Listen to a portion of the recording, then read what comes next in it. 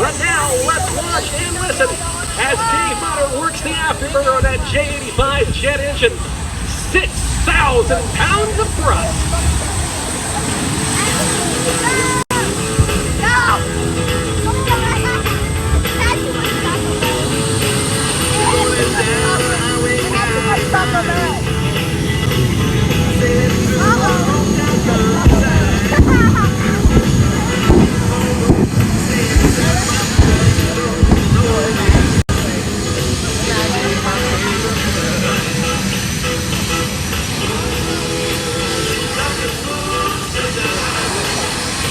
Now checking the systems, ensuring all the engine instruments are in the green. Let's watch and listen as Dave Motter prepares to take off, and he is now on the roll.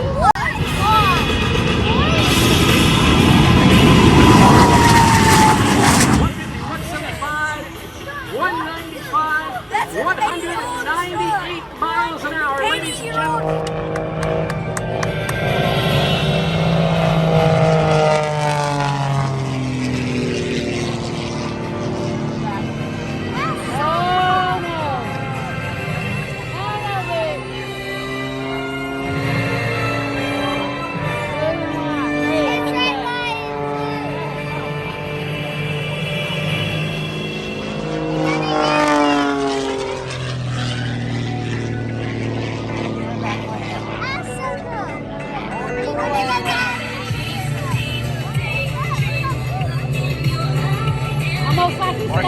Watch your hammer in. Oh my God.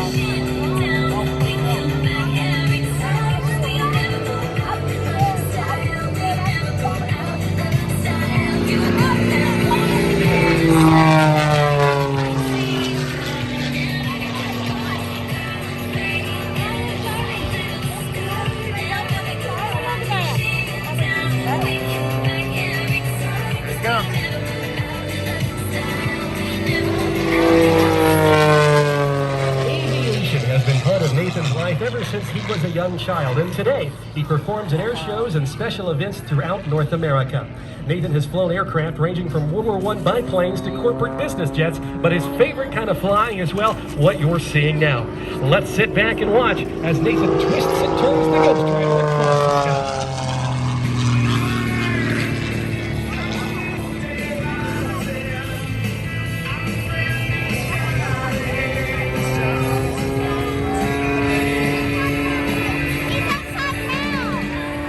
That air show smoke system looking real good today, made by injecting a paraffin-based oil into the exhaust system. It immediately vaporizes, creating that great smoke trail for us to follow. This is the same type of method used that Nathan uses to write his aerial messages.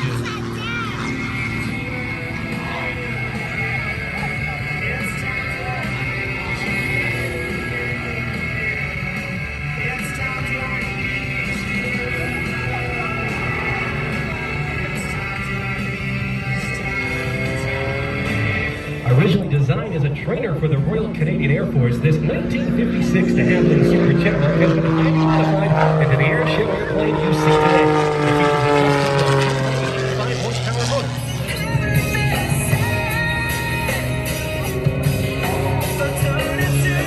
motor. Ladies and gentlemen from Danville, Kentucky, let's put our hands together for Nathan Hammond and the de Havilland Super Chipmunk, the Ghost Rider.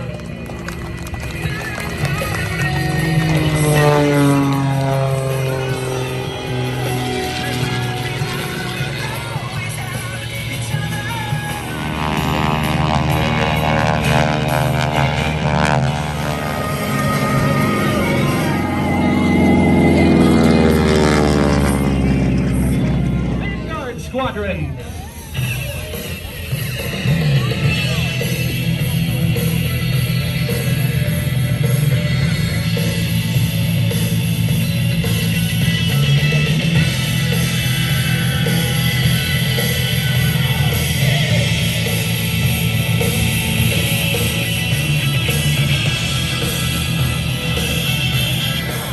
Exact control inputs to maintain position on the leader.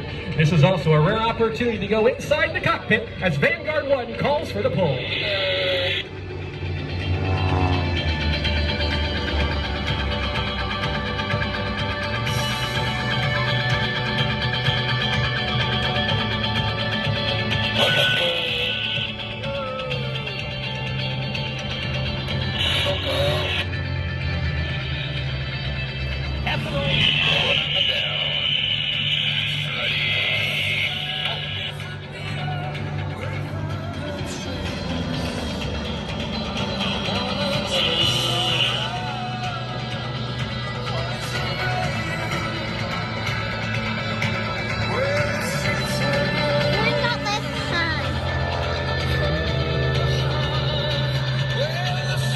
The smoke comes on as Vanguard 1 and 2 split to the left, Vanguard 3 and 4 to the right.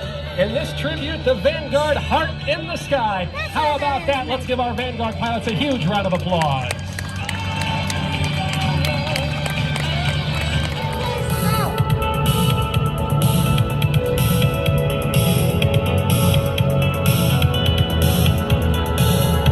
The Vanguard team is brought to you by Avionics, the maker of the Sky Beacon and other ADS, as they approach for a dynamic separation maneuver. And now in the echelon formation, watch for our art in the sky as we perform the four-ship Vortex.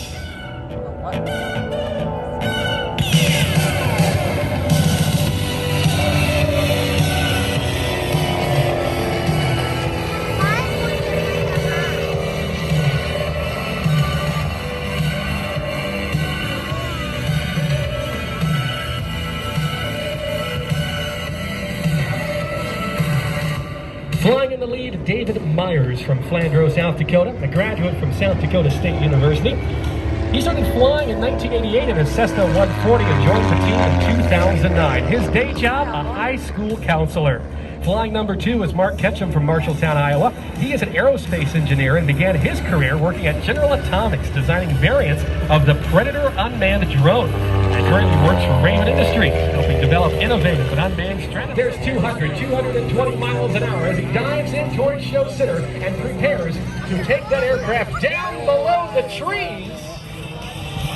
As he just barely missed behind the hangar as he now climbs into the vertical, tilting his head back, picking up our show line here in Somerset. Rolling the aircraft all the way around 180 degrees. Let's watch him as he picks up our show line once again and extends off to air show right.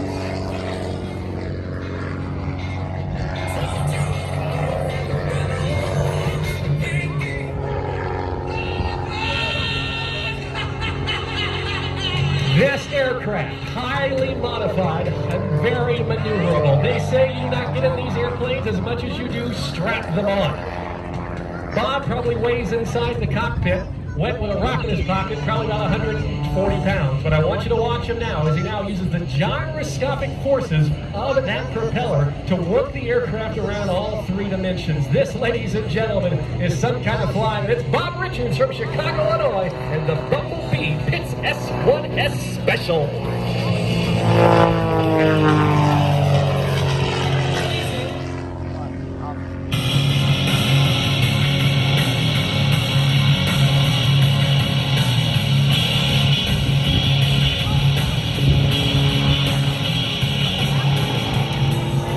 Richards is an amazing pilot. He was a young child. He flew RC airplanes as a kid, but as he grew older, well, the toys just got bigger.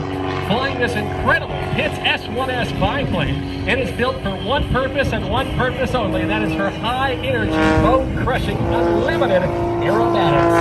The Pitts Special was dominated the world of competition aerobatics and remains, even today, one of the most sought-after biplanes on the planet. Watch him now as he goes nose to tail in an outside shoulder roll in this maneuver we like to call the avalanche. He'll trade altitude for airspeed for altitude once again as he pulls back on the stick. Oh, there's about 6 G's or 6 times the force of gravity pushing him into the cockpit. As we stand here on Earth, we are at 1 G or 1 times the force of gravity, but as he goes through those pulls and those turns, he will be pushed into the seat sometimes up to 6, 7, or 8 times the force of gravity. You gotta be in tip-top physical shape to withstand those G-forces under pressure.